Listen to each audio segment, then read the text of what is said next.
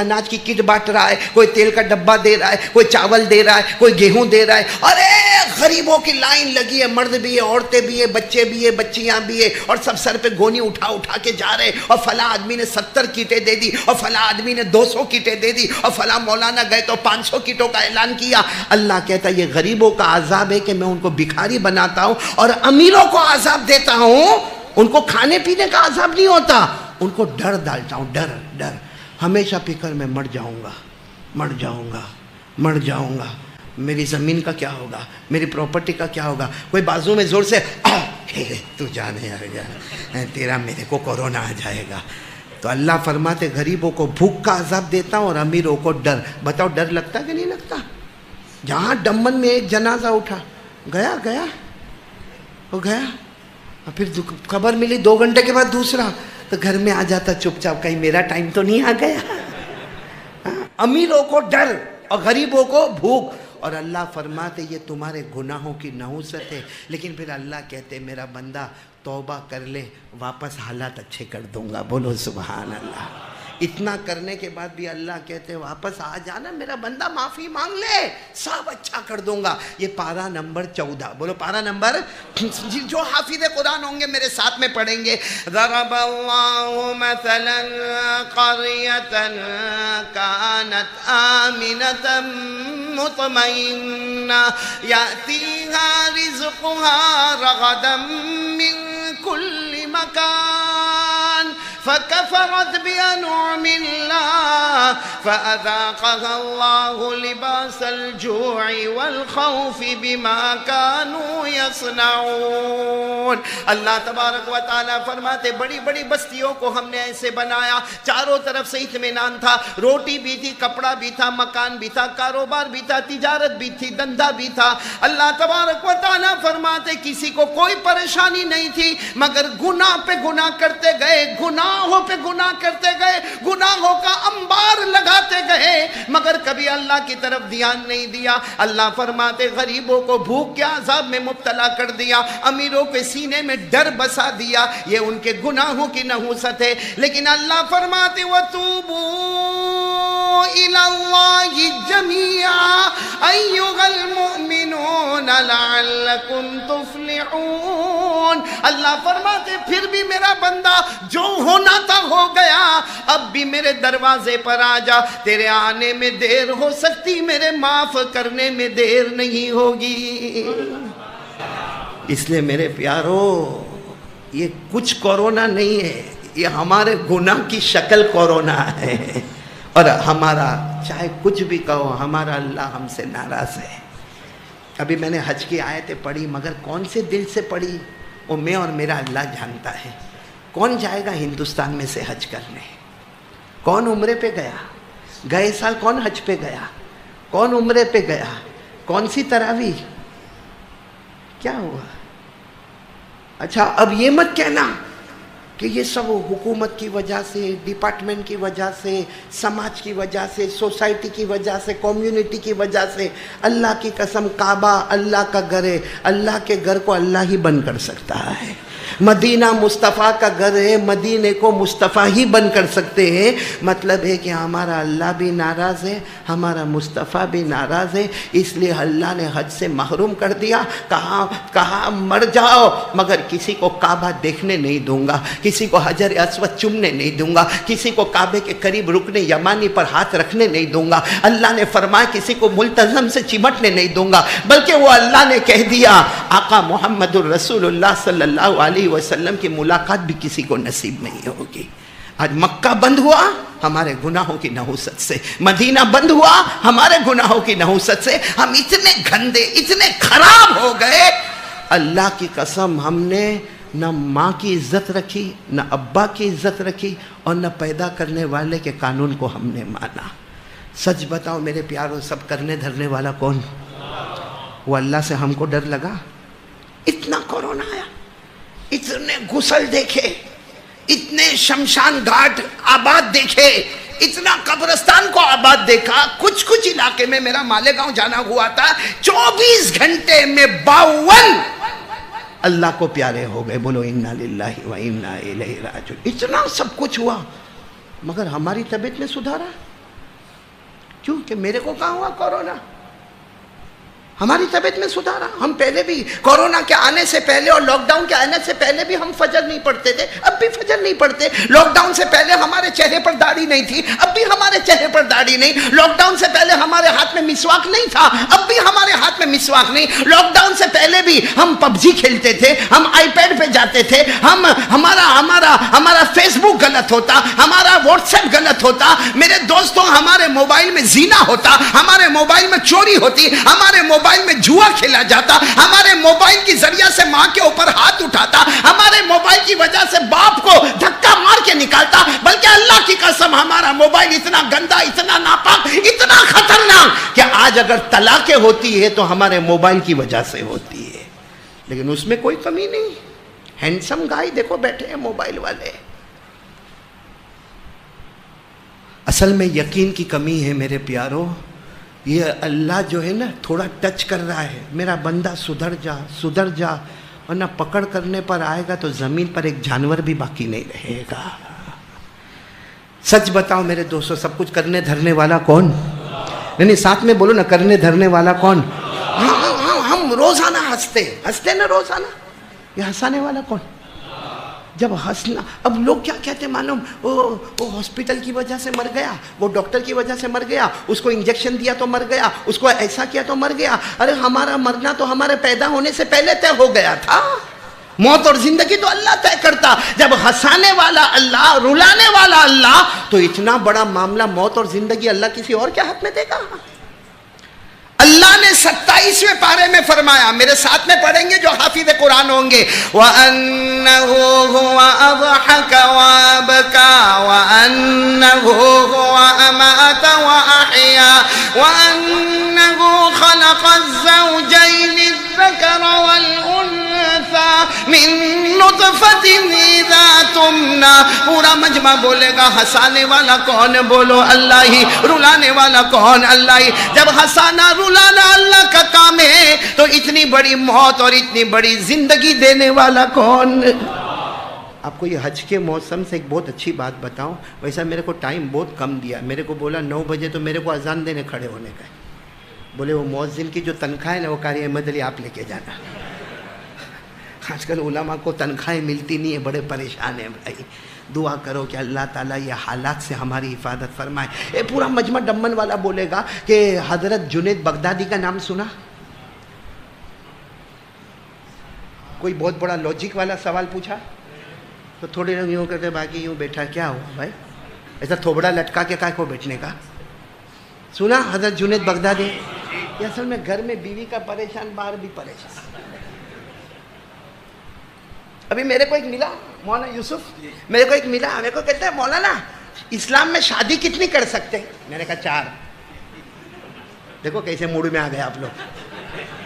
تو میرے کو کہتا ہے مولانا آپ شروع کرو نا.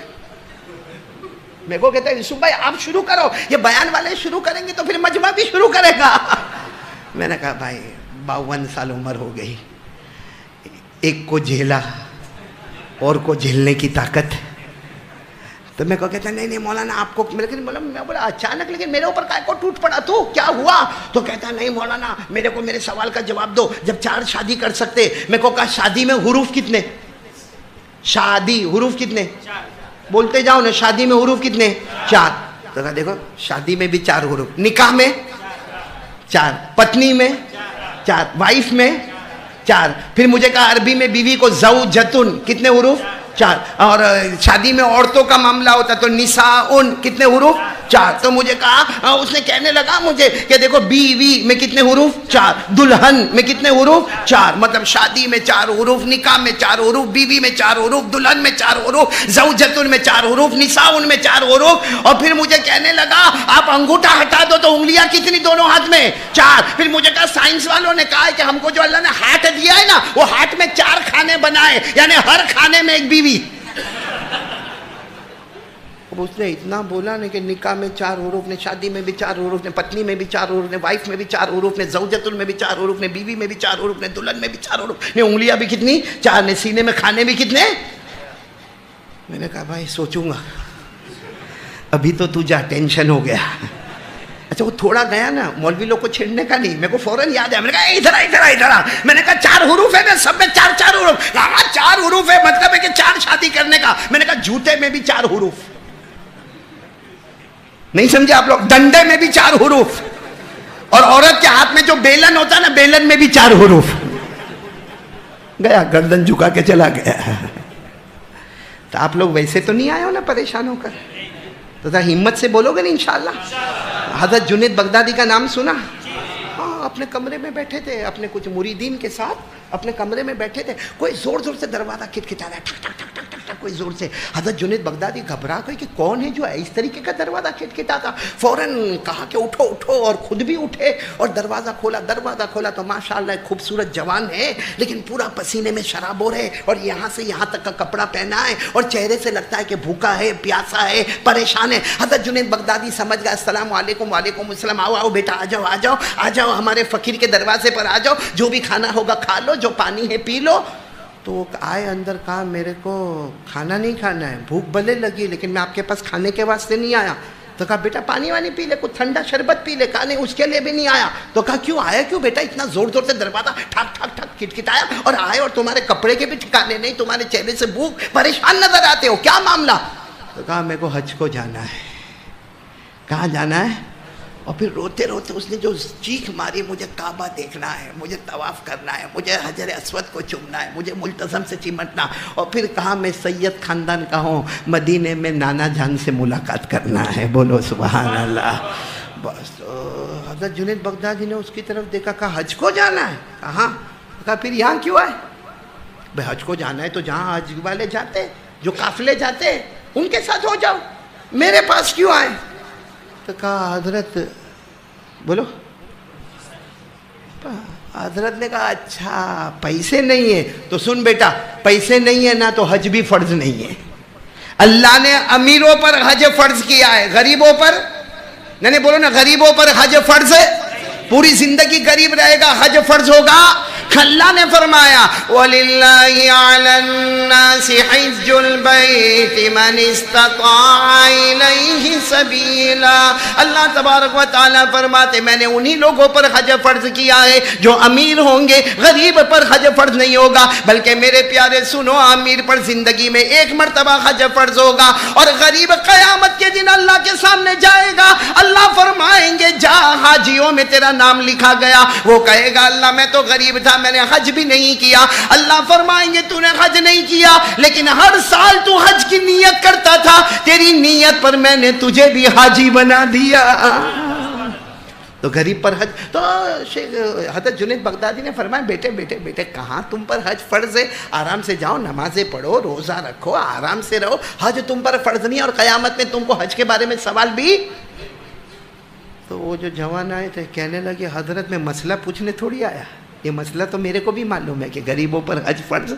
میں تو اس لیے آیا کہ آپ کچھ کیا دے دے, کیونکہ ظاہری بات ہے حج میں سفر کے خرچ کی ضرورت پڑے گی, جس کو عربی میں کہتے ہیں زاد و راحلہ کی ضرورت پڑے گی, توشے کی ضرورت پڑے گی, ٹکٹ کی ضرورت پڑے گی. آج کے زمانے میں ویزا کی ضرورت ہوگی, پاسپورٹ کی ضرورت ہوگی, ہوٹل کی ضرورت ہوگی. اور اللہ نے کہا ہے وہاں جا کے بھیک نہیں مانگنا, پورا انتظام کر کے جانا. اللہ نے فرمایا وَتَزَوَّدُوا فَإِنَّ خَيْرَ الزَّادِ التَّقْوَىٰ وَاتَّقُونِ يَا أُولِي الْأَلْبَابِ. اللہ تبارک و تعالیٰ نے فرمایا وہاں بھیک نہیں مانگنا, یہاں سے تیاری کر کے جاؤ. تو وہ جوان جو تھا کہنے لگا حضرت آپ کو تو معلوم ہے, سب مسئلے مجھے معلوم ہے, لیکن میرے پاس پیسہ. تو حضرت نے بہت اچھا جواب دیا, کمال فقیر فقیر کے دروازے پر آیا. میرے یہاں پر کیا ہے, میں بھی فقیر اور تو بھی فقیر, اور فقیر فقیر کے دروازے پر آیا. تو وہ جوان نے بڑے جذبے میں کہا حضرت مجھے کعبہ دیکھنا ہے, مجھے مدینہ جانا ہے, روضہ مبارکہ پر جانا ہے, اپنے نبی کے سامنے اپنا داستان غم سنانا ہے. حضرت نے دیکھا یہ بہت ہی زیادہ کہہ رہا, تو کہا بیٹا صحیح میں جانا ہے؟ کہاں جانا ہے؟ اور پھر وہ جو رونے لگا جوان, اللہ ایسا رونا ہم کو بھی محبت میں نصیب فرمائے.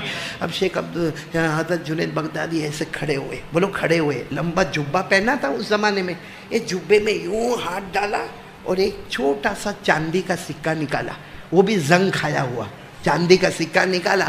کہا لے بیٹا جا جا جا, حج کو چلا جا. وہ اس کو دیکھنے لگا، کہا دیکھ مت بس جاؤ حج کو جاؤ۔ وہ جوان بھی تعجب سے بولو یہ کیسا ہوا معلوم؟ جیسے ڈمن میں کوئی میرے کو بولے بھائی وہ جو چاندی کا سکہ حضرت جنید بغدادی نے دیا آج اس کی بہت قیمت نکالو تو 500 روپیہ آوے، کتنا آوے؟ اب یہاں ڈمن میں کوئی میرے کو بولے قاری احمد علی میرے کو حج میں جانا، میں 500 نکال کر دوں، لے بیٹا جا، تو وہ 500 ملا کر 1000 کر کے میرے کو کہے گا جا تو بھی جا تیرا باپ بھی جا۔ آج 500 روپیہ کسی کو دے کہ حج میں جا تو میرے کو اور 500 دے گا، کہے گا تو بھی جا تیرے ابا کو بھی لے کے جا۔ ہاں بھائی 2.5 لاکھ 3 لاکھ 4 لاکھ کا بجٹ ہوتا ہے آج کے زمانے میں 500 روپے میں۔ اب حضرت جنید بغدادی نے ایک چھوٹا سا سکہ دے دیا کہ جا حج میں جا، وہ جوان سکے کو دیکھنے لگا، کہا دیکھ مت تو جا حج کو جا۔ اب وہ بیچارہ کیا کرتا ہے، وہ جوان وہاں سے چلا، کہا حضرت کا حکم ہے اور مجھے حج میں جانا ہے، بس یہ کہتا ہوا مجھے حج میں جانا ہے، مجھے حج میں جانا ہے، میرے پاس ایک ہی چاندی کا سکہ ہے، مجھے حج میں جانا۔ اب وہاں کوئی سننے والا نہیں، نہ دائیں نہ بائیں، وہ چلے جا رہا۔ اچانک وہ جوان نے ایسی گلی میں بولے، ایسے گلی میں ٹرن ہوا، جیسے گلی میں ٹرن ہوا تو دور بہت سے مرد عورتیں جانور سواریاں اور برتن اور کپڑے سب اس کو کہہ رہے آ جاؤ حج میں جانا ہے، آ جاؤ حج میں جانا۔ یہ دوڑتا وہاں گیا، کہا میرے کو حج میں جانا۔ کہاں تم کو حج میں جانا؟ کہا میرے پاس کچھ بھی نہیں ہے، یہ جو کپڑا ہے نا یہاں شروع ہوتا ہے یہاں ختم ہوتا ہے، اس کے سوا میں کوئی چیز کا مالک نہیں ہوں۔ اور پھر روتے روتے کا 2 دن سے کھانا بھی نہیں کھایا ہوں، اور ایک سکہ میرے پاس ہے جو حضرت جنید بغدادی نے دیا ہے، باقی میرے پاس۔ تو سب نے کہا وہ جنازہ دیکھو، تو اس نے دیکھا ایک جنازہ رکھا ہوا ہے، کہا یہ ہمارے بغداد کا سب سے بڑا امیر آدمی، کروڑوں ابجو پتی آدمی، اور اس کا آگے پیچھے کوئی نہیں، یعنی اس کا نہ باپ نہ دادا نہ پردادا نہ سکر دادا، اور اس کا نیچے بھی کوئی نہیں، بیٹا پوتا پر پوتا کوئی نہیں۔ یہ ابھی تھوڑی دیر پہلے 1 گھنٹہ پہلے اس کا انتقال ہوا ہے، ہم نے غسل دیا ہے اور ہم نے اس کے جنازے کو تیار کیا ہے اور ہم نے جنازے کی نماز پڑھی ہے۔ اس نے وصیت کیا تھا کہ میرے پاس جتنی زمین ہے، جتنا کاروبار ہے، جتنی پراپرٹی ہے، جتنی جائیداد ہے اور جتنے جانور ہیں اور جتنے گھر ہے، میرا آگے پیچھے کوئی نہیں، جو یہ گلی میں پہلا داخل ہو اس کو میری سب چیزوں کا مالک بنا دینا۔ مطلب یہ تو سیکنڈوں میں مالدار بن گیا۔ اس نے کہا کہ لیکن میرے کو تو ایک اونٹ چاہیے، اونٹ کا 100 اونٹ وہاں کھڑے، لے لو جو چاہیے اس میں سے۔ احرام کے کپڑے وہاں رکھے، وہ جلدی جلدی غسل کیے، ایک احرام کا کپڑا لیا، ایک اونٹ کو لیا، اور وہ دفن کفن کا معاملہ ہو گیا۔ اور اس کے بعد میں وہ قافلہ چلا، بولو سبحان اللہ، وہ قافلہ چلا اور ایک آواز آئی، لبیک اللہم لبیک لبیک لا شریک لک لبیک ان الحمد والنعمت لک والملک لا شریک لک۔ میرے پیارو یہ قافلہ گیا مکہ مکرمہ پہنچ گیا، بولو سبحان اللہ۔ اور سارے حاجی جو بغداد کے تھے وہ کہے کہ ہم نے اس جوان کو دیکھا، یہ 2 ہی کام کرے، یا تو ہماری خدمت کرے یا کعبے کے پاس جا کے عبادت کرے۔ 2 ہی کام، خدمت عبادت۔ سارا مجمع اس جوان سے اتنا خوش، کہتے وہ ملتزم کو چمٹ کر ایسا مانگے جیسا معلوم نہیں کتنا بڑا گنہگار ہو، کتنا بڑا پاپی ہو، کتنا بڑا مجرم ہو، اور طواف پہ طواف کرے، پھر ہمارے پاس آ کے ہماری خدمت کرے، پھر کعبے کے پاس جائے۔ کہا ہم نے کبھی اس کو سوتے ہوئے نہیں دیکھا، بس عبادت خدمت، بولو عبادت۔ کہتے پھر ہم مدینہ گئے اور مدینے میں یہ روضہ مبارکہ پہ جا کے جو رویا ہے، اپنے نانا جان کے سامنے جو رویا ہے اور جو داستان غم سنائی ہے اور ہمارے نبی صلی اللہ علیہ وسلم کی جو تعریف کی ہے، کہا پورا مجمع جو وہاں تھا وہ چیخ مار کے رونے لگا۔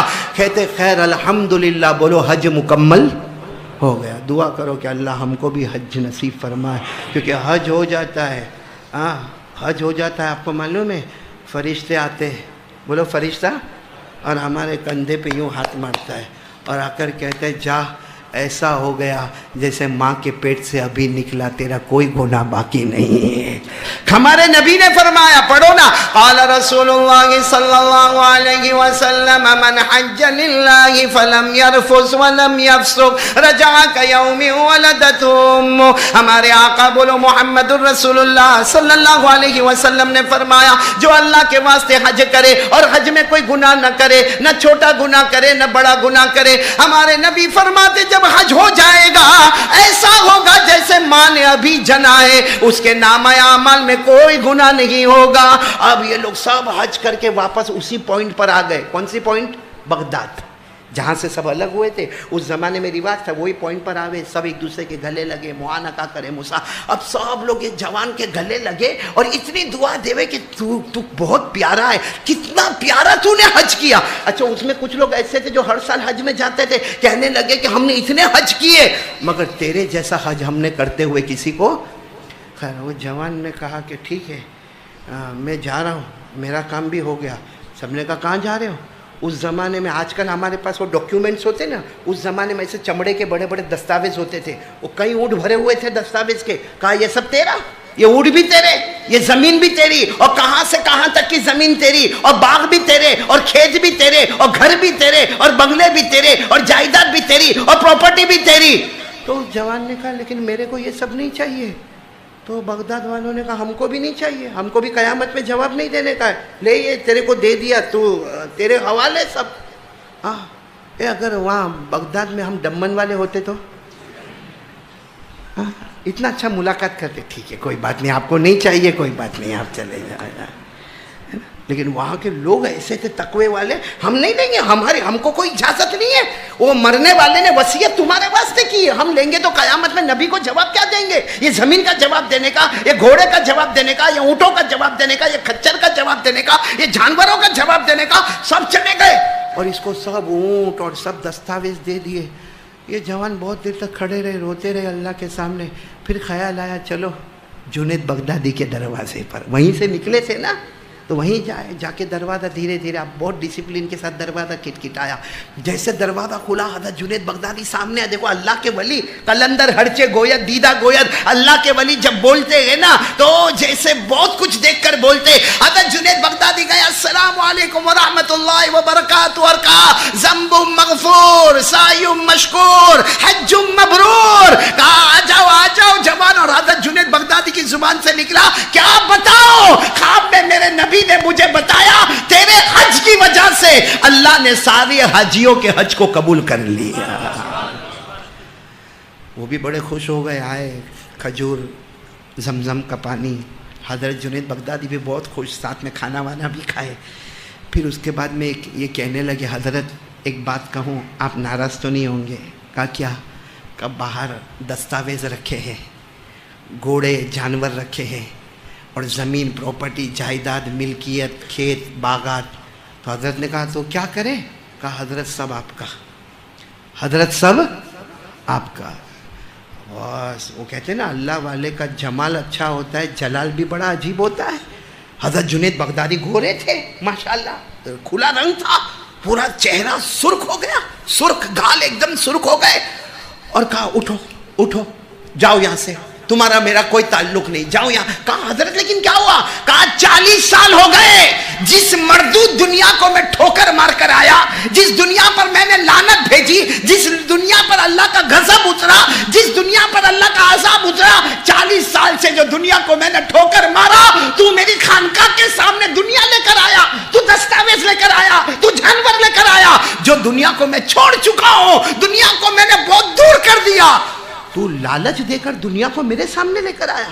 اٹھ جا یہاں سے, اٹھ جا. وہ بیچارہ جوان گھبرائے, اٹھ کے جانے لگے. جب جانے لگے تو حضرت جنید بغدادی نے کہا ادھر آؤ. آئے واپس آئے. کیا ہوا حضرت؟ وہ سکہ دے دو. کیا دے دو؟ یہ پوائنٹ پہ آنا, کیا دے دو؟ وہ جو دیا تھا نا, کہا دے دو. تو وہ جوان کہنے لگے حضرت ساری دنیا رکھی ہے باہر, وہ نہیں لے رہے ہو, وہ چاندی کے سکے کو کیا کرو گے آپ؟ وہ چاندی کا سکہ. اور کہا حضرت وہ زنگ کھا گیا ہے, اس کو کوئی بیپاری بھی لینے کو تیار نہیں ہے, اور حضرت میں پھر دنیا لا کے سامنے رکھا ہوں, مجھے نہیں چاہیے, سب چیز آپ کی ہے, آپ وہ سکہ. حضرت نے بڑے غصے میں کہا میں نے کہا نا میرا سکہ مجھے واپس کرو. تو جوان نے یوں ہاتھ ڈالا اور سکہ نکالا اور کہا حضرت لو آپ کا سکہ آپ کو دے دیا, لیکن آپ یہ سکے کے پیچھے کیوں پڑے؟ حضرت نے فرمایا تو 23واں ہے جو اسی سکے سے حج پڑھ کے واپس آیا ہے. کون سے نمبر والا ہے؟ مطلب تیرے سے پہلے کتنے 22 سالوں سے ایک ایک کو حج میں بھیج رہا ہوں, اور یہی سکہ لے کر جاتے, سکہ واپس لے کر آتے. بس وہ جوان نے یہ سنا تو جیسے قریب آ گیا اور آ کے بیٹھ گیا. حضرت اب تو نہیں جاؤں گا, اب تو سکہ مجھے دو گے آپ سب لے لو, آپ چاہے تو میرے کو بھی اپنا نوکر بنا لو نا, غلام بنا لو, میں جو آپ کہیں گے میں کروں گا, لیکن سکہ تو میرے پاس ہوگا. حضرت نے کہا اچھا, اب سننا ڈمن والوں, کہا اچھا سکہ یہ چاہیے تجھے, یوں سکہ لیا اور پھینکا, معلوم نہیں کہاں جا کے گرا, پھینک دیا, کہا ختم ہو گیا معاملہ. اور پھر کہا تو نے کیا سمجھا, میں نے سکہ دیا اس کی وجہ سے حج ہو گیا؟ سننا جملہ سننا, ہاں, یا اگر میں اپنا کپڑا دیتا اس کی وجہ سے تیرا حج ہو جاتا, یا میں اپنا امامہ دیتا اس کی وجہ سے تیرا حج ہو جاتا, یا میں جوتا دیتا میرا اس کی وجہ سے حج ہو جاتا. بعض حضرت جنید بغدادی نے توحید کا سبق سکھایا, وہ سکہ تو ایک ذریعہ تھا, کمال اس میں نہیں تھا. کمال میرے امامے میں بھی نہیں, کمال میرے کپڑوں میں بھی نہیں, کمال میرے جوتے میں بھی نہیں. کہا جوان کاش تو میرے دل کو پھاڑ کے دیکھا ہوتا, یہ دل میں صرف اللہ کی توحید اور نبی کی محبت, اور اللہ کی قسم اگر یہ دل میں کلمہ پیارا ہو, کلمے کا یقین ہو, توحید ہو, دل میں نبی کی محبت ہو, وہ تو میں نے سکہ دے کر تجھے ایک بہانہ بنایا, ورنہ چاہتا ایک آواز لگاتا تو بغداد سے تیرا دوسرا قدم کعبے تک پہنچ جاتا. اس لیے کمال سکے کا, کمال کس کا ہے؟ یقین لا الہ اور پیارے نبی کی, اور وہ محبت ہمارے پاس.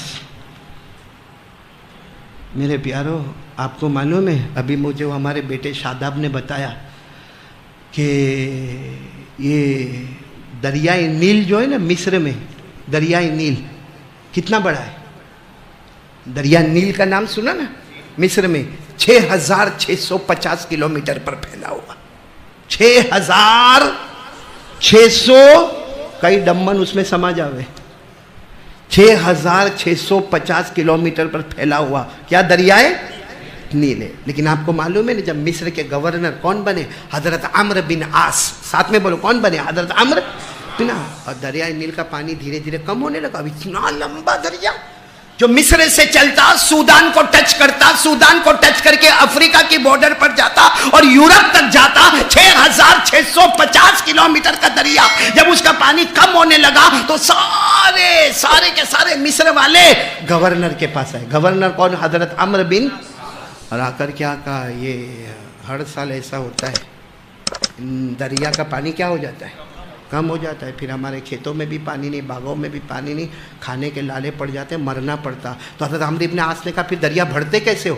کہا وہ ایک ہمارا طریقہ ہے, کوئی بھی ایک جوان لڑکی کو لانا پڑتا ہے, اس کو زیوروں میں آراستہ کرنا پڑتا ہے, یعنی اس کو زیور پہنانے پڑتے, پھر اس لڑکی کو اٹھا کر اس کو بھیٹ دے دیتے, یعنی دریائے نیل کو پھینک دیتے, وہ لڑکی مر جاتی. لیکن جیسے لڑکی مرتی ہے پھر دریائے نیل جوش مارتا ہے, پانی آتا پانی آتا پانی آتا. پھر ہمارا سال اچھا جاتا ہے, پھر 12-13 مہینے کے بعد پھر وہی معاملہ, پانی کم ہو جاتا ہے. پھر کوئی قوم کی ایک لڑکی کو تیار کرو اور اس کو زیورات میں آراستہ کرو, پھر اس کا بھیٹ چڑھاؤ. ہر سال سالوں سال سے چلا آتا. حضرت عمرو نے عاص نے فرمایا جو سالوں سال چلتا تھا وہ چلتا, اب نہیں رہے گا. ہدان اللہ الاسلام, اللہ نے ہم کو اسلام دے دیا ہے, اب یہ قانون.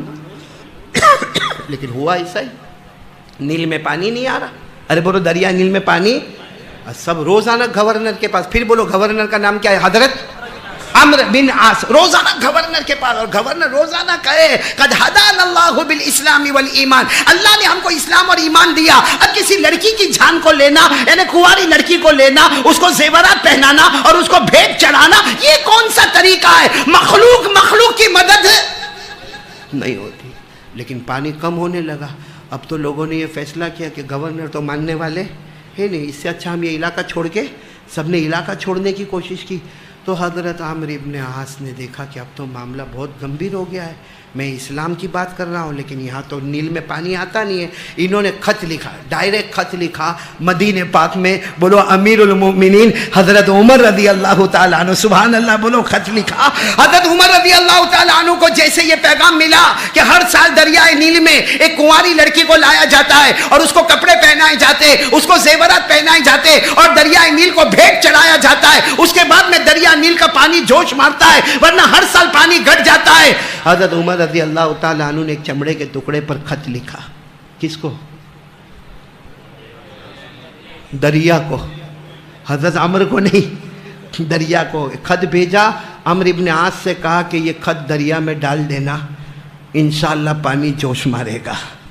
جیسے خط حضرت عمرو بن عاص کے پاس آیا، حضرت عمرو بن عاص نے مصر والوں کو کہا جاؤ قد جاءنا النصر، ہمارے پاس مدد آ گئی ہے، ہمارے پاس پانی آ گیا ہے۔ سب دریائے نیل کے پاس آئے تو دریائے نیل کا پانی تو خشک ہوتا جا رہا تھا، کہا کون سی مدد آئی؟ حضرت عمرو بن عاص نے وہ جو جیب میں چمڑے کا ٹکڑا تھا، جو خط تھا، وہ خط لے کر دریائے نیل میں ڈالا۔ ارے میرے پیارو، اللہ کی قسم، خط پہنچنے میں تھوڑی دیر ہوئی، اس سے پہلے پورا دریا 6650 کلومیٹر پانی کا طوفان مارنا شروع کر دیا۔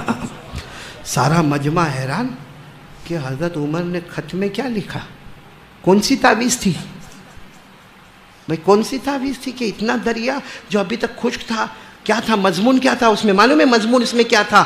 جب اس خط کے بارے میں پوچھا گیا، حضرت عمر رضی اللہ تعالیٰ عنہ نے فرمایا میں نے لکھا تھا من امیر المومنین عمر بن الخطاب الى نیل مصر ان كنت تجری من قبلك فلا تجری وان كان اللہ یجریک اسأل اللہ الواحد الکبیر المتعال ان یجریک۔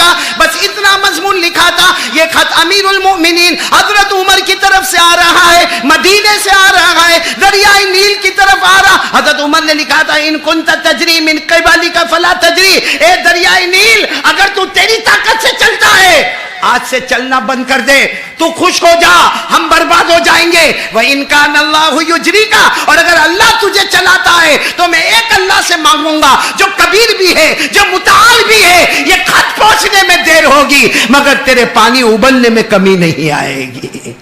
اب پورا پانی جوش مارنے لگا۔ میرے دوستو، اتنے بڑے دریا کو کنٹرول کیا کس نے؟ حضرت۔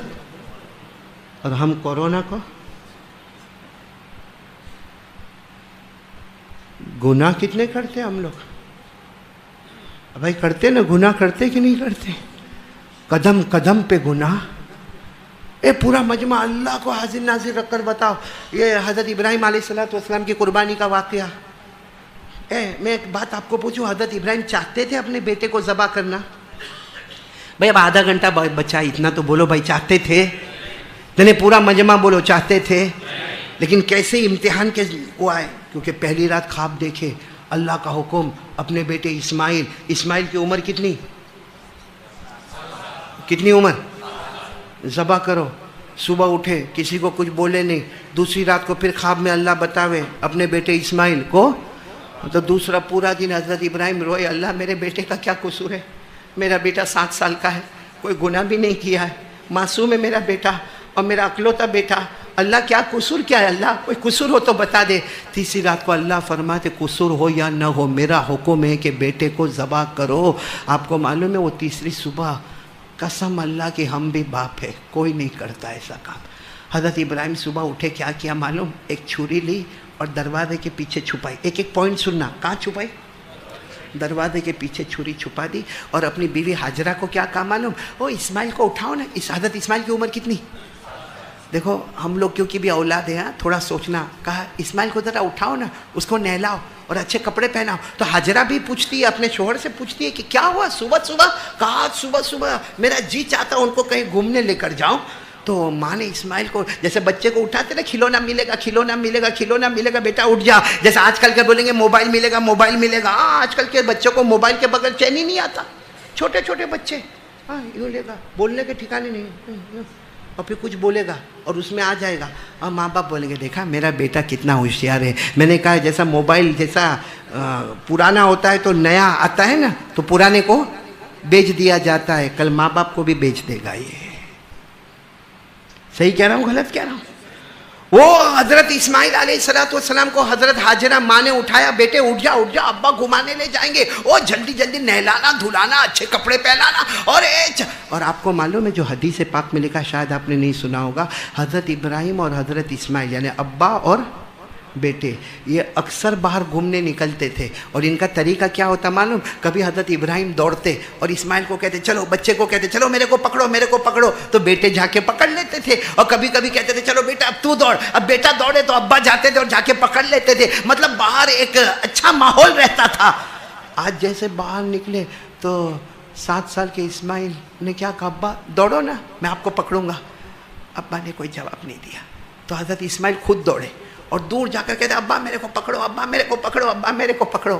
بولو ایسے وقت میں کوئی ابا اپنے بیٹے کو پکڑنے جائے گا؟ حضرت ابراہیم نہیں گئے۔ سننا، حضرت ابراہیم نہیں گئے۔ معلوم ہے وہ بیٹے آئے تو دیکھا کہ ابا تو رو رہے۔ حضرت اسماعیل فرماتے ہیں کہ میری 7 سال کی عمر پہلی مرتبہ میں نے میرے ابا کو روتے ہوئے دیکھا۔ کہا ابا کیا ہوا، معاملہ کیا ہے؟ تو ابا نے کہا بیٹا مینا آ رہا ہے، مینا آ رہا ہے، وہاں تجھے لٹاؤں گا اور تجھے ذبح کر دوں گا۔ آپ کو معلوم ہے 7 سال کے اسماعیل بیٹے ہیں نا، دور بھاگے اور بھاگتے بھاگتے کہا ابا آپ میرے کو قتل کرو گے، آپ میرے کو ذبح کرو گے؟ حضرت اسماعیل کی زبان سے نکلا ابا آپ میرے بغیر کھانا نہیں کھاتے، آپ میرے بغیر پانی نہیں پیتے، آپ رات کو مجھے سلاتے پلاتے پہناتے، کیا آپ میری گردن پر آپ چھری چلائیں گے؟ تو حضرت ابراہیم نے کہا بیٹا ادھر آئے نا، تو یوں گلے سے لپیٹ لیا اپنے بیٹے کو اور کہا کوئی باپ اپنے بیٹے کو ذبح نہیں کرتا، اور بیٹا میں بھی تجھے ذبح نہیں کرتا، لیکن آج مجبور ہوں، مجھے اللہ کا حکم آ گیا ہے۔ بولو کس کا حکم آ گیا ہے؟ وہ 7 سال کا بیٹا، کیسا امتحان! کہا ابا اللہ کا حکم ہے؟ کہا تو کہا ابا پھر دیر مت کرو، اگر آپ ذبح کرنے والوں میں آگے ہوگے تو میں صبر کرنے والوں میں آگے رہوں گا۔ کیا منظر! ہم کو تو قرآن پاک کا ترجمہ ہی نہیں معلوم ہے، ورنہ اس 23ویں پارے میں اس پیج کو کوئی پڑھتا ہے نا، اور جو باپ ہوتا ہے نا اس کا بیٹا سامنے ہوتا ہے نا، وہ روتا جاتا ہے۔ اللہ نے فرمایا فَلَمَّا بَلَغَ مَعَهُ السَّعْيَ قَالَ يَا بُنَيَّ إِنِّي أَرَى فِي الْمَنَامِ أَنِّي أَذْبَحُكَ فَانظُرْ مَاذَا تَرَى قَالَ يَا أَبَتِ افْعَلْ مَا تُؤْمَرُ سَتَجِدُنِي إِن شَاءَ اللَّهُ مِنَ الصَّابِرِينَ۔ حضرت اسماعیل نے فرمایا ابا اب ذبح کرنے میں دیر مت کرنا۔ آج بھی جو لوگ عمرہ اور حج میں گئے ہوں گے، مینا میں وہ جگہ نظر آتی ہے جہاں حضرت اسماعیل کو ایسے لٹایا گیا، دیکھو ایسے لٹایا گیا، اور حضرت ابراہیم ابا تھے، ہاتھ میں یوں گردن پہ یوں رکھا، یوں ہاتھ کاپنے لگا، دیکھو یوں ہاتھ، حدیث میں لکھا یوں ہاتھ۔ کوئی بھی ابا ہو نا، ارے ہمارا بیٹا انگلینڈ میں ہو، ہمارا بیٹا امریکہ میں ہو، ہمارا بیٹا افریقہ میں ہو، لیکن ہر باپ کتنا بھی سخت دل ہوگا لیکن روتا ہے۔ یہاں تو 7 سال کا بچہ ہے، کوئی گناہ نہیں ہے، اور حضرت ابراہیم بہت محبت کرتے ہیں، رات کو کھاتے نہیں جب تک بیٹے کو نہیں کھلاتے۔ اب یوں چھری رکھی اور یوں کہتے ہیں حضرت ابراہیم، یوں کہتے ہیں اللہ کوئی قانون بدلے گا، اللہ فیصلہ بدلے گا، اللہ کی طرف سے حکم آتا اذبح، کیا کرو؟ ذبح کرو۔ ابھی بس ذبح کرنے کی تیاری سننا، حضرت اسماعیل کھڑے ہو گئے۔ تو حضرت ابراہیم نے کہا کیا ہوا بیٹا، کھڑے کیوں ہو گئے؟ تم تو تیار تھے نا؟ کہا ابا ابھی بھی تیار ہوں، مگر آپ ذبح کرو گے پورا کپڑا خون والا ہو جائے گا، تو میرے کو کفن کس میں دو گے؟ کفن کے لیے صاف کپڑا ہونا چاہیے کہ نہیں؟ بھائی کفن کرو گے، دفن کرو گے تو صاف کپڑا ہونا، تو کپڑا لائے ہو؟ حضرت ابراہیم نے بیٹے کو گلے لگایا۔ کوئی باپ اپنے بیٹے کا کفن کا کپڑا لے کے نکلتا ہے؟ بڑی مجبوری میں چھری لے کر نکلا ہوں۔ اب سننا، حضرت اسماعیل نے اپنے اوپر کی چادر اتاری، کہا ابا یہ دیکھو صاف ستھری ہے، رکھ لو اپنے پاس اور ذبح کر دو، ذبح کرنے کے بعد اسی میں لپیٹ کر مجھے دفن کر دینا۔ بولو سبحان اللہ۔ حضرت ابراہیم نے لے لیا وہ کپڑا، بیٹے کا کپڑا تھا، آخری وقت کا کپڑا تھا، یوں ایسے اپنے منہ سے بوسہ دیا، کپڑے کو سائڈ پہ رکھا، کہا بیٹا لیٹ جاؤ۔ ایسے حضرت اسماعیل پھر لیٹے، حضرت ابراہیم نے پھر چھری رکھی نا، کانپتے کانپتے ہاتھ سے چھری رکھی، حضرت اسماعیل کھڑے ہو گئے۔ کہا بیٹا اب کیوں کھڑے ہوئے، اب کیا ہوا بیٹا؟ تو حضرت اسماعیل عمر کتنی تھی؟ کہا ابا ایسے نہیں، آپ کا ہاتھ کانپ رہا ہے، آپ کے دل میں میری بہت محبت ہے، آپ کا ہاتھ کانپ رہا ہے، آپ ایسے کرو گے نا خون نکلے گا، آپ کا ہاتھ رک جائے گا، اس میں مجھے بھی تکلیف ہوگی، آپ کو بھی تکلیف ہوگی، الٹا لٹا دو، الٹا لٹا دو، گردن سے چھری چلاؤ، تاکہ جب چھری چلے گی آپ کے سامنے اسماعیل کا چہرہ نہیں ہوگا، اللہ تبارک و تعالیٰ کی رضامندی سامنے ہوگی، اسماعیل کا چہرہ نہیں ہوگا، اللہ کی محبت سامنے ہوگی۔ یہ کہہ کر اسماعیل کیسے لیٹ گئے، لیکن ابھی الٹے لیٹ رہے تھے نا۔ کہا ابا ایک شکایت ہے آپ سے، ابا 7 سال کا بیٹا بول رہا ہے۔ حضرت ابراہیم نے پھر گلے لگائے، بیٹا کیا کروں، اللہ کا کہا وہ اللہ کا حکم ہے، برابر ہے، آپ نے مجھے صبح کیوں نہیں بتایا؟ کم سے کم میری ماں کو تو کہہ کے نکلتا. میری ماں آخری مرتبہ تو میری پیشانی کو چوم لیتی، میں میری ماں کی پیشانی کو چوم لیتا.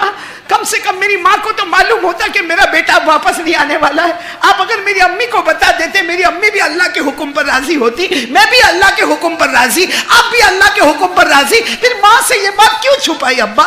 حضرت ابراہیم نے کوئی جواب نہیں دیا اور الٹا لٹا دیا.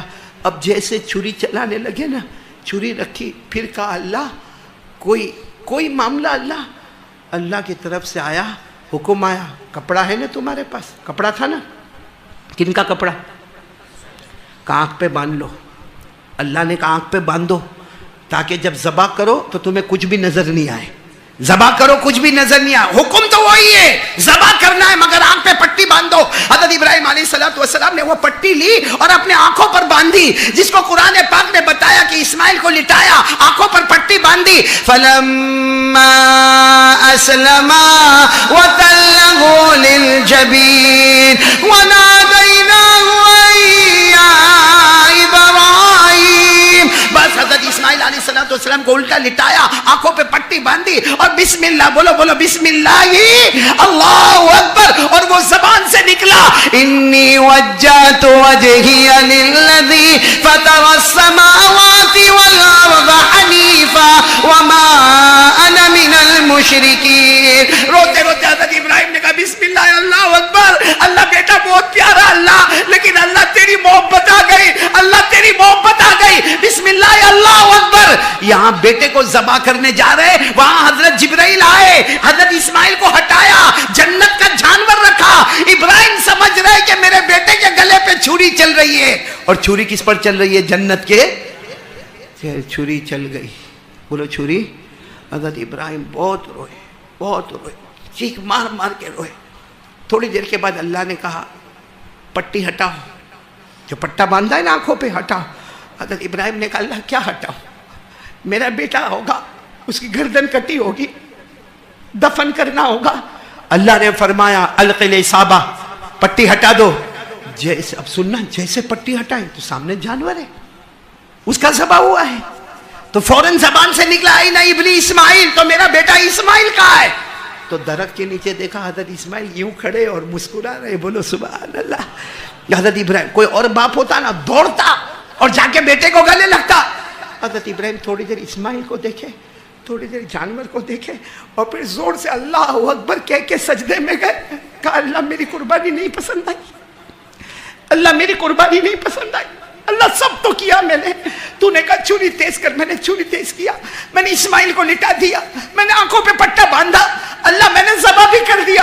اللہ میں نے کون سی چیز کی کمی رکھی؟ اللہ میں نے سب تو کر دیا. پھر بھی اللہ تو نے جنت کا جانور بھیجا، تجھے قربانی پسند نہیں آئی؟ اللہ کی طرف سے آواز آئی ارے اتنی قربانی پسند آئی، اتنی پسند آئی. اے ابراہیم آج تک دنیا والے تجھے سلام کرتے تھے، اب پیدا کرنے والا اللہ روز صبح شام تجھے سلام کیا کرے گا. اللہ نے فرمایا قد صدقت الرؤیا انا كذلك نجزي المحسنين ان هذا لهو البلاء المبين وفديناه بذبح عظيم وتركنا عليه في الآخرين سلام على ابراہیم. اللہ نے پہلا انعام دیا، آج سے پیدا کرنے والا اللہ تمہیں سلام کرے گا. اور اللہ نے کہا میری قسم مجھے کسی کی ضرورت نہیں، لیکن آج کی قربانی وَاتَّخَذَ اللَّهُ إِبْرَاهِيمَ خَلِيلًا. اے ابراہیم میں نے تمہیں اپنا دوست بنا لیا. بولو سبحان اللہ. اور پھر اللہ نے فرمایا تمہاری ادا اتنی پسند آئی کہ میرے آخری نبی آئیں گے، آخری نبی کے اور امتی کو کہوں گا کہ تمہیں قربانی کرنی ہوگی. اور یہ بھی وعدہ ہے کہ جب وہ قربانی کریں گے ان کے جانور کا خون کا قطرہ زمین پر گرے اس سے پہلے میں ان کی مغفرت کر دوں گا. تو حضرت ابراہیم چاہتے تھے، اور آج ہم نے اسی قربانی کا مذاق اڑایا. قسم کھا کے بولو مذاق کرتے کہ نہیں کرتے؟ ہم قربانی کس کے واسطے کرتے؟ ارے بولو ٹائم ختم ہو رہا ہے. کس کے واسطے کرتے؟ پھر بولو کس کے واسطے کرتے؟ پھر بولو کس کے واسطے کرتے؟ دمن والے بھی اللہ کے واسطے کرتے. نہیں صحیح بولو، اللہ کے واسطے قربانی کرتے. تو پھر بکرا خرید کے موبائل میں فوٹو کیوں لیتے ہو؟ کیوں لیتے ہو فوٹو؟ یوں فوٹو لے گا اور کتنی جگہ پہ بھیجے گا؟ 40,000 میں جوڑا خریدا. کیوں؟ جب اللہ واسطے تھا تو بولنے کی کیا ضرورت پڑی؟ بھائی نماز فرض ہے، آپ نے مغرب پڑھی؟ ہاں بولو پڑھی. کسی دوست کو کہا میں مغرب پڑھا. کیوں؟ کس کے واسطے پڑھا؟ تو قربانی میں کیوں بولنا پڑتا ہے؟ فوٹو کیوں بھیجنے پڑتے ہیں؟ اور قربانی کا مذاق ہوتا ہے جہاں بکروں کی منڈی لگتی ہے نا، یہ اللہ نے ایسے حالات لائے کہ بکروں کی منڈی لگنا بھی اللہ نے بند کر دیا، کیونکہ وہاں حضرت ابراہیم کا مذاق ہوتا ہے. جب تم بکرے کی منڈی میں جا تو یہ واقعہ یاد آتا ہے کہ حضرت ابراہیم نے آنکھوں پہ پٹی باندھی تھی. یہ واقعہ یاد آتا ہے کہ اسماعیل نے پوچھا تھا میری ماں کو کیوں خبر نہیں کی، میری ماں مجھے کم سے کم آخری سلام تو کرتی، میری ماں میری پیشانی. یہ سب یاد آتا. وہاں تو بکری منڈی میں جائے گا تو کیسا جائے گا معلوم ہے مولانا یوسف صاحب؟ کیسا جائے گا معلوم ہے؟ یوں بکرے کے پاس جائے گا اور یوں بکرے کے اوپر ہاتھ رکھے گا یوں یوں. ہاں اور پھر کیا کہے گا؟ کتنے کا؟ وہ سامنے والا بولے گا 22,000. نا برابر نہیں. کیوں؟ تیرا دھندا زمین بیچنے کا ہے، الیکٹرک کا ہے، پلمبرنگ کا ہے. تو کب سے کسائی بنا؟ تیرا باپ کب سے کسائی بن گیا؟ اور کچھ لوگ تو اور تھوڑے ہوشیار نہیں نا، ذرا بتانے کے لیے کہ میں کچھ ہوں، یوں بکرے کا یوں جھبڑا کھولے گا یوں. نا برابر نہیں تھے. تو دیکھ نا تو کبھی برش کیا کہ نہیں کیا؟ سیدھا مسواک کیا کہ نہیں کیا؟ صحیح میں خود کا پیٹرول پمپ ہے، زمین کا کاروبار ہے، الیکٹرک کا کاروبار ہے، پلمبرنگ کا کاروبار ہے، سیمنٹ کی دکان ہے، کپڑے کی دکان. آج کسائی بن گیا تو اور مذاق کرتا. نا وہ کہہ رہے اتنا کلو گوشت نکلے گا، یوں ہاتھ رکھے. نا اتنا نہیں نکلے گا. کیوں؟ تیرے کو کیسے پتا چلا؟ جھوٹ بولتا ہے. وہاں حضرت ابراہیم اور حضرت اسماعیل پر جو گزری، تو یہاں بکرے کی منڈی میں جھوٹ بولتا ہے. وہ جھوٹ بولتا ہے جس کو اللہ نے کہا، جہاں شرک کرنے کو اللہ نے منع کیا وہیں اللہ نے کہا میرا بندہ جھوٹ بولنا بھی بہت بڑا گناہ ہے. کیا ہم نے مذاق کیا ہے شریعت کا؟ یہ دیکھو شریعت کا مذاق کیسا ہوتا ہے. ہمارے نبی کے چہرے پہ داڑھی تھی؟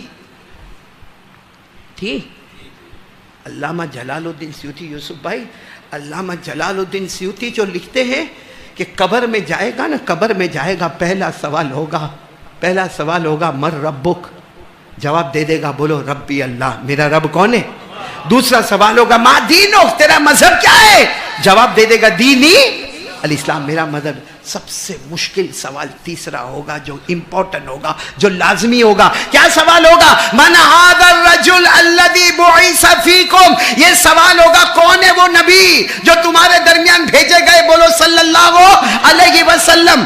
علامہ سیوطی فرماتے جس کے چہرے پہ داڑھی ہوگی نا، بولو نا، جس کے چہرے پہ تو فرشتے کتنے پوچھنے کے لیے آئیں گے؟ تو ایک فرشتہ دوسرے کو کیا کہے گا؟ یہ سوال اس کو کائے کو پوچھتا، یہ تو چہرے محمد ہی لے کر آیا ہے. ارے بولو سبحان اللہ. اس کو کائے کو سوال پوچھتا، یہ تو چہرہ نبی کا لے کر آیا. اتنا ہوگا کہ مدینہ منورہ سے آواز آئے گی. علامہ جلال الدین سیوطی لکھتے مدینہ منورہ سے آواز آئے گی، اے فرشتوں سوال مت پوچھو، میں اس کا نبی ہوں، یہ میرا امتی ہے. بولو سبحان اللہ. اور جس کی داڑھی نہیں ہوگی نا، یا کٹنگ پھٹنگ مار کے جائے گا، جب تیسرا سوال ہوگا نا، میرے دوستوں کوئی فرشتہ کسی کو نہیں پوچھے گا. مدینے سے آواز آئے گی، اے فرشتوں یہ تیسرے سوال کا جواب نہیں دے گا. ہمارے نبی مدینہ سے کہیں گے یہ تیسرے سوال کا جواب نہیں دے گا کیونکہ یہ لمبی عمر پایا مگر زندگی بھر نہ اس نے مجھے پہچانا نہ میں نے اس کو پہچانا ہے. اور اسی وقت آواز آئے گی ان کذب عبدی افرشوہ من النار والبسوہ من النار وافتحوا له بابا الى النار. آواز آئے گی ہاں یہ میرا بندہ جھوٹا ہے، اس کو جہنم کا تارکول والا کپڑا پہنا دو، اس کی قبر کو جہنم بنا دو، جہنم کے انگارے اس کی قبر میں اتار دو، جہنم کا لباس پہنا دو، جہنم کا دروازہ کھول دو. میرے دوستو میرے کو معلوم ہے داڑھی رکھنے کا جی نہیں چاہتا، تو کیا حضرت ابراہیم کو آگ میں جانے کا جی چاہتا تھا؟ جیسے مولانا یوسف نے کہا حضرت ابراہیم کو اپنی ہاجرہ اور اپنے بیٹے کو وہ مکے کی وادی غیر ذی زرع میں چھوڑنے کا جی چاہتا تھا. حضرت ابراہیم کو اپنے بیٹے کے گلے پہ چھری چلانے کا جی چاہتا تھا، لیکن حکم کس کا تھا؟ تو ہمارے سامنے کس کا حکم ہے؟ تو کیوں ایسا معاملہ داڑھی کے معاملے میں؟ خیر میں بات ختم کر رہا ہوں، ٹائم ہو رہا ہے. ایک بات کہوں گا، کرو گے انشاءاللہ؟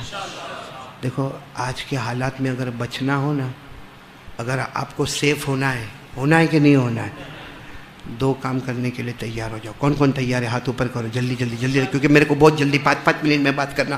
بولو کریں گے انشاءاللہ، سیف ہوں گے نا انشاءاللہ۔ سب سے پہلا کام جتنا ہو سکے استغفر اللہ بولو، بس بولتے جاؤ، یعنی ترجمہ نہیں معلوم ہو تو اللہ میرے کو معاف کر دے، اللہ میرے کو معاف کر دے، اللہ، اور دل سے اللہ میرے کو معاف کر دے، اللہ میرے کو معاف، میں بہت گنہگار، اللہ معاف کر دے، بولتا جا۔ شاید ایک وقت ایسا ہوگا تیرا بولنا ہوگا اور آسمان کا دروازہ کھلا ہوگا اور وہ ایک بار معاف کرے گا پھر پکڑ نہیں کرے گا۔ بولو کریں گے انشاءاللہ۔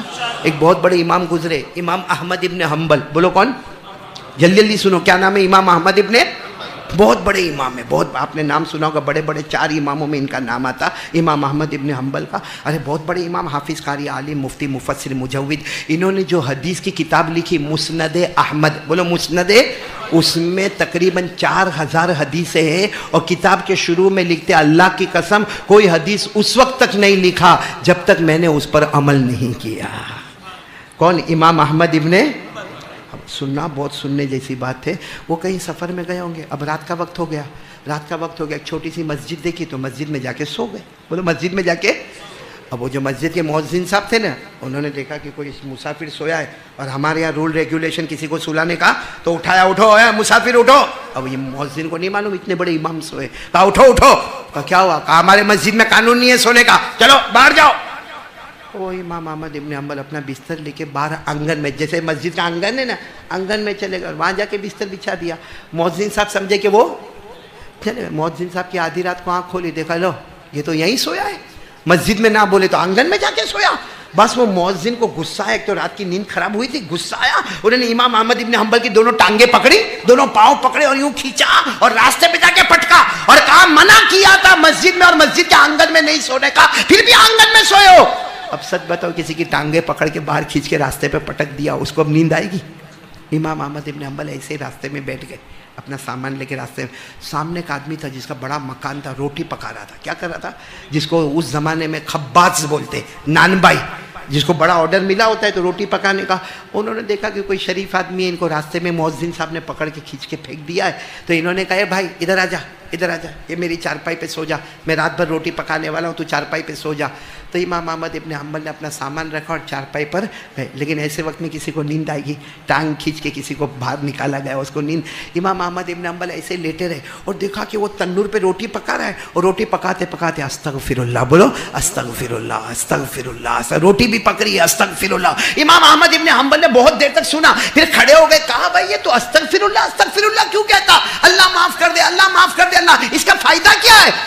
تو اس نے کہا آپ کو نہیں معلوم ہوگا، اس کو تھوڑی معلوم یہ اتنے بڑے امام ہیں، کہا آپ کو نہیں معلوم ہوگا، استغفر اللہ کا فائدہ یہ کہ یہ پڑھو، پھر جو دعا مانگو اللہ دعا قبول کر لیتا ہے۔ کہا یہ میرا گھر استغفر اللہ کی برکت، میری بیوی استغفر اللہ کی برکت، میرے بچوں کی شادیاں ہو گئی استغفر اللہ کی برکت، میرے پاس پراپرٹی ہے استغفر اللہ پڑھو، پھر جو دعا مانگو قبول ہو جاتی ہے۔ تو امام احمد ابن حنبل نے کہا بات تو تیری برابر ہے بھائی، استغفر اللہ پڑھو دعا قبول ہوتی، لیکن کبھی ایسا ہوا کہ تیری کوئی دعا قبول نہیں ہوئی ہوگی؟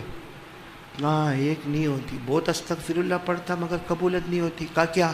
کہا روٹی بنانے والے پکانے والے نے کہا آج کے زمانے کے بہت بڑے امام ہیں جن کا نام احمد ابن حنبل ہے، ان کی ملاقات کرنا ہے مگر ملاقات ہی نہیں ہوتی ہے، ان کی ملاقات کرنا ہے مگر ملاقات ہی۔ امام احمد ابن حنبل نے اس کے ہاتھ دونوں پکڑے، کہا کیسا استغفار پڑھا کہ لوگوں کو ہاتھوں سے پکڑ کے لایا جاتا، مجھے ٹانگوں سے کھینچ کے تیرے پاس لایا گیا۔ میں ہی احمد ابن حنبل ہوں، لیکن تیرا استغفار کیسا زوروں پر تھا، ہاتھوں سے نہیں پاؤں کھینچ کھینچ کے تیرے دامن میں مجھے لایا گیا۔ میں احمد ابن حنبل ہوں۔ اور نان بھائی نے کہا میرا اللہ بہت پیارا ہے۔ اور پھر امام احمد ابن حنبل نے کہا تیری بات بالکل پیاری ہے، جو استغفر اللہ پڑھتا ہے سننا، اللہ آسمان سے پانی بھی برساتا ہے، سبحان اللہ، اللہ پیسہ بھی بہت دیتا ہے۔ کیا